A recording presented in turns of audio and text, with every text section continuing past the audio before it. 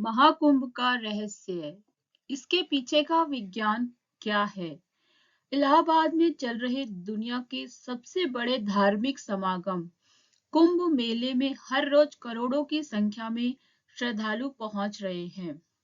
श्रद्धालुओं के इस सबसे बड़े जमावड़े के पीछे का विज्ञान क्या है? भारतीय संस्कृति इस धरती पर सबसे जटिल और रंग बिरंगी संस्कृति है।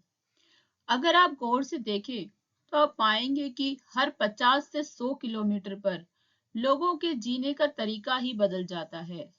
एक स्थान ऐसा है जहां इस जटिल संस्कृति को आप वाकई बहुत करीब से देख सकते हैं, और वो है कुंभ मेला। हम वहां रात के 2 बजे पहुंचे और दुनिया के एक सबसे अद्भुत दृश्य को देखा।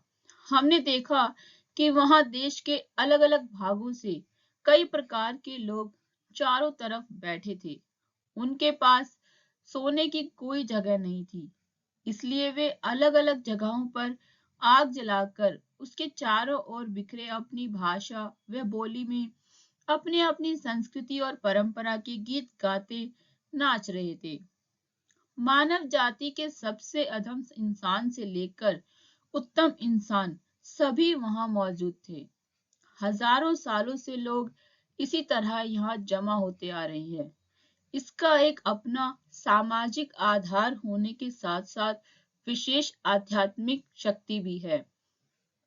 पृथ्वी और चंद्रमा अपने काल चक्रों में घूमते रहते हैं, जिसका असर हर इंसान पर पड़ता है।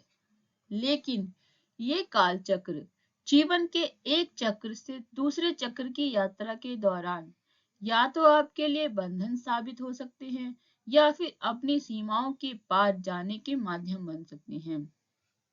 ये काल चक्र कई प्रकार के होते हैं और इनमें सबसे लंबा है 144 वर्ष का।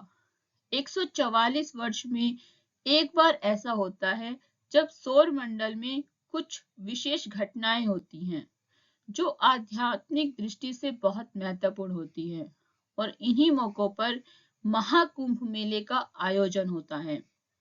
पिछला महाकुंभ मेला 2001 में हुआ था। कुंभ मेले में देश की उन कुछ खास जगहों पर आयोजित किए जाते हैं जहां पर एक संपूर्ण ऊर्जा मंडल तैयार किया गया था कि हमारी पृथ्वी अपने धुरी पर घूम रही है, इसलिए यह एक अपकेंद्रीय बल यानी कि केंद्र से बाहर की ओर फैलने वाली ऊर्जा पैदा करती है।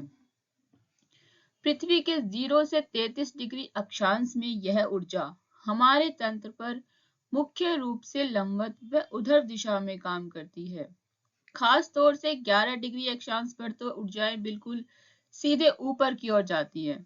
इसलिए हमारे प्राचीन गुरुओं और योगियों ने गुणा भाग कर पृथ्वी पर ऐसी जगहों को तय किया जहां पर इंसान किसी खास घटना का जबरदस्त प्रभाव पड़ता है।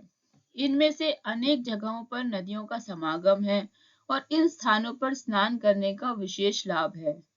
अगर किसी खास दिन कोई इंसान वहां रहता है तो उसके लिए दुर्लभ संभावनाओं के द्वार खुल जाते हैं।